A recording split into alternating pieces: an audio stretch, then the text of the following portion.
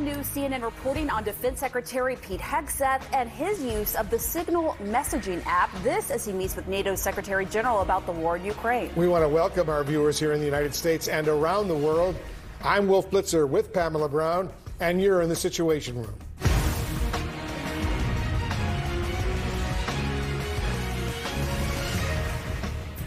We begin this hour with a critical meeting unfolding this morning over at the Pentagon. The Defense Secretary Pete Hegseth sitting down with the head of NATO. Their meeting comes as Hegseth, Pamela, is facing very disturbing new questions about his use of an app to share sensitive military information. Right, and our Natasha Bertrand is right here in the Situation Room to walk us through your new reporting, Natasha.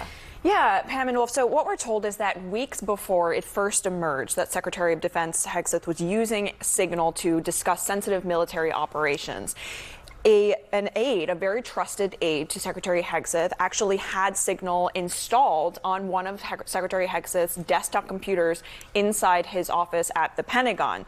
After it emerged that Secretary Hegseth was using Signal to discuss this very sensitive information, that same aide, we are told, made an unusual request to the DoD's chief information officer, which was, hey, can Secretary Hegseth be granted an exception so that he could continue using Signal freely inside the building?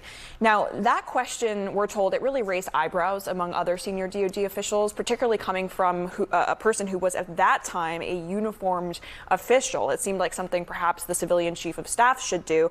But this person who is, his name is Ricky Boria, he's really become one of Hegseth's closest and most trusted advisors. And that's really reflected in how he was helping Hegseth, set up the Signal apparatus inside of his office. And we're told that Hegseth really appreciates how Boria is he says, yes, sir, and he helps him with all of the things that he wants done very quickly.